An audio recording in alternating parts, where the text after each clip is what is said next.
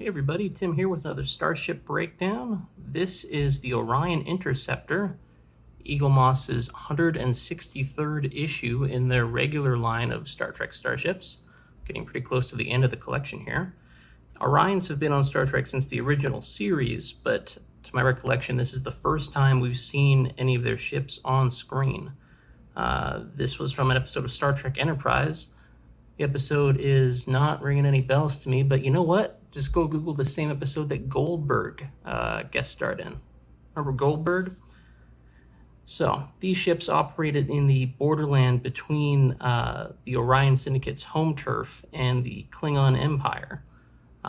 This area was known as the borderland, where a ship like this would have to be fast and well-armed in order to prey on unsuspecting ships and abduct members of their crew or passengers to take them back to the Syndicate to be sold as slaves, as we saw in the original series.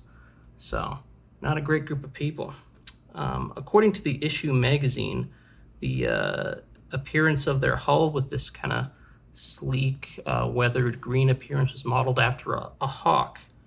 Out of universe, you know, it's the mid-2000s at this point, and they're trying to come up with new ideas for designs, and this is just supposed to be an intimidating kind of villain model ship, so they kind of went with something that was pretty close to what they designed already, whereas in universe it can be pretty easily speculated that the design methodology and the design philosophy that went into the ship would kind of line up with what the Klingons were doing, as we kind of know from other ships. Like, for example, this would be the Klingon bird of prey that they were using about 100 years later in canon, but it was designed about 20 or 25 years beforehand.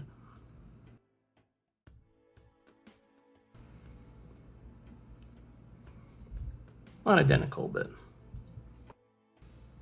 All right, so let's take a look here.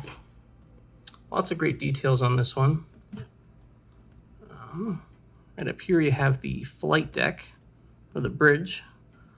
Lots of greebling all over the hull to give it some interesting detail, some kind of weathering on the hull, as well as this like blood red paint, some lettering in Orion, I'm assuming, as well as on the nose of the ship here too.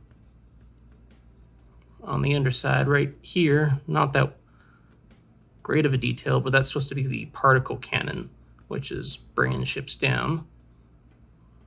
Got some kind of exhaust ports here. On the tail you have your ventral and dorsal engine exhausts here and here.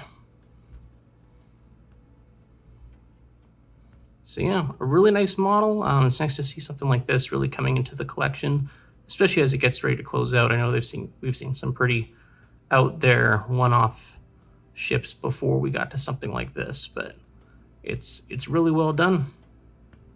And yeah, I guess that'll do it for me. Check me out on Instagram, Tim's Things Ooh La La, or on my blog, timsthings.net.